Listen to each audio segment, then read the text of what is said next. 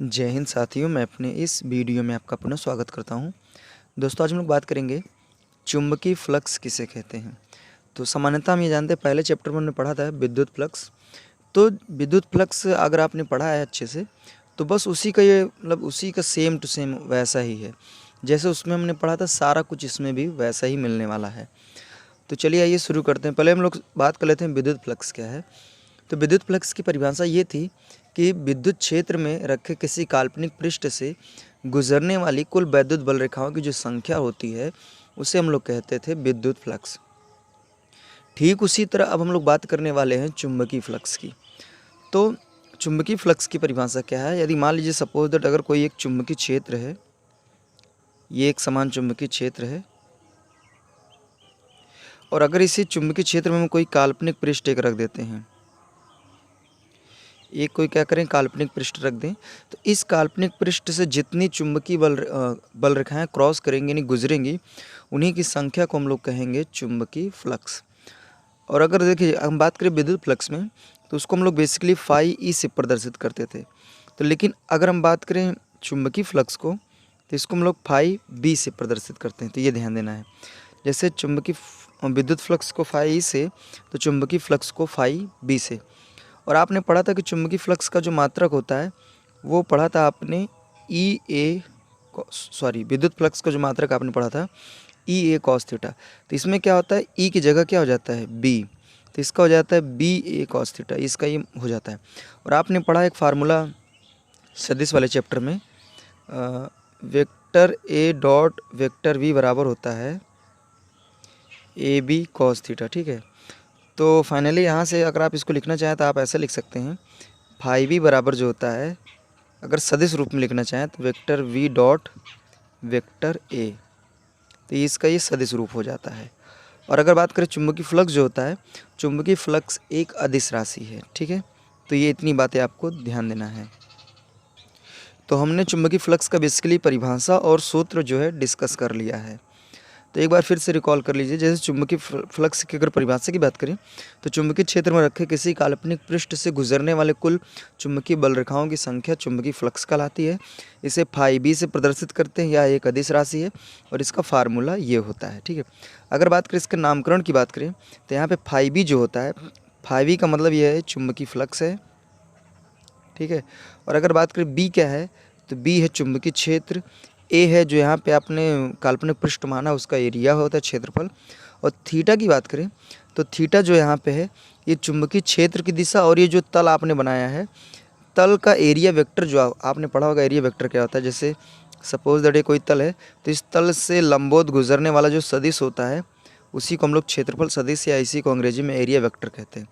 तो यहाँ पे जो ये थीटा है, दरअसल ये थीटा क्षेत्रफल सदिश की दिशा, और ये जो चुंबकीय क्षेत्र है उनकी दिशा के बीच जितना कोण बनेगा वही आपका थीटा है। तो ये आपको ध्यान देना है।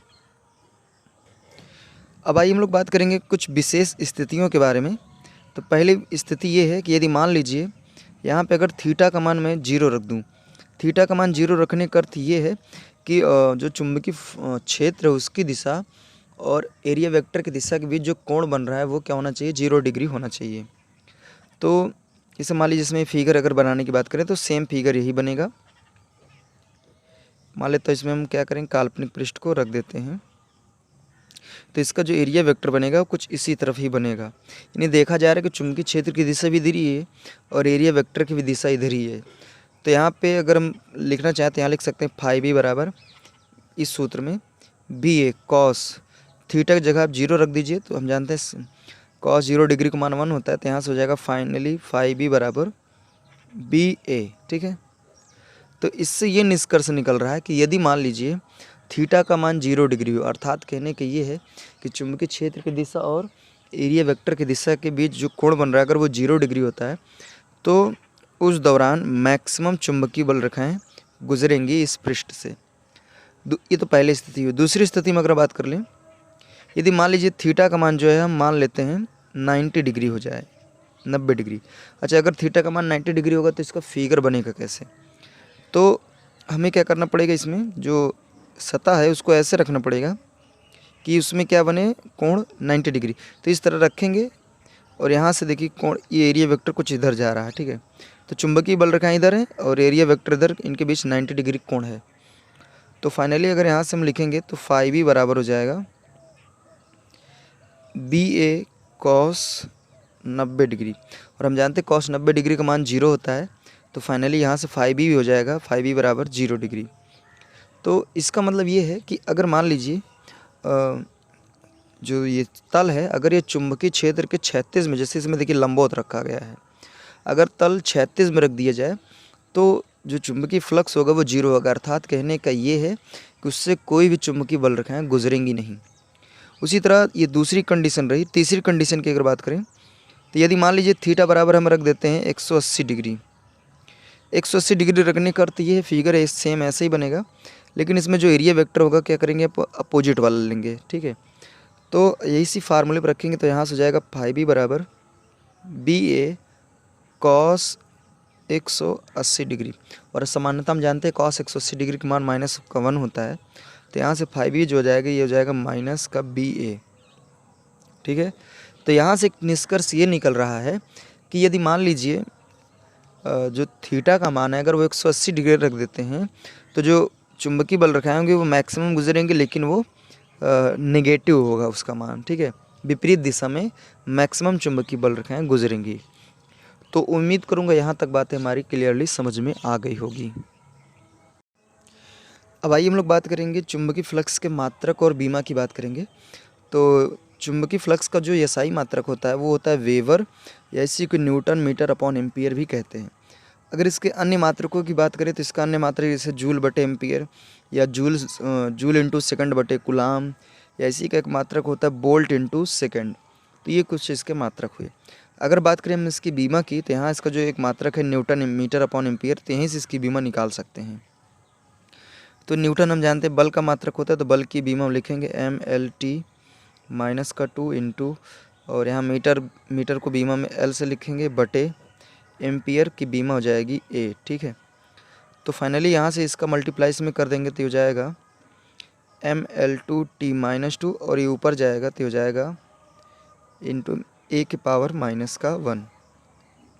तो इनको फाइनली कंबाइंड कर देंगे तो यहाँ से हो जाएगा ML2T -2 और A की पावर -1।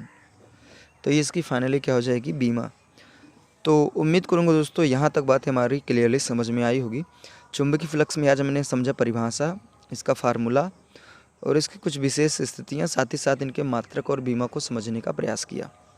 अगर इस टॉपिक से संबंधित यानी चुंबकीय फ्लक्स से संबंधित अगर आप न्यूमेरिकल्स सीखना चाहते हैं तो न्यूमेरिकल्स का जो वीडियो का जो लिंक है वो हमने डिस्क्रिप्शन बॉक्स में दे रखा है, वहाँ विज़िट करके आप इसके न्यूमेरिकल्स को देख सकते हैं। और दोस्तों आप हमें इंस्टाग्राम और फेसबुक में भी फॉलो कर सकते हैं, इसका भी लिंक हमने डिस्क्रिप्शन बॉक्स में दे रखा है, वहाँ पे विज़िट करके फॉलो कर सकते हैं। तो दोस्तों अब हमें दीजिए इजाज़त, इसी तरह मिलेंगे हम लोग अगली वीडियो में। तब तक के लिए जय हिंद, वंदे मातरम।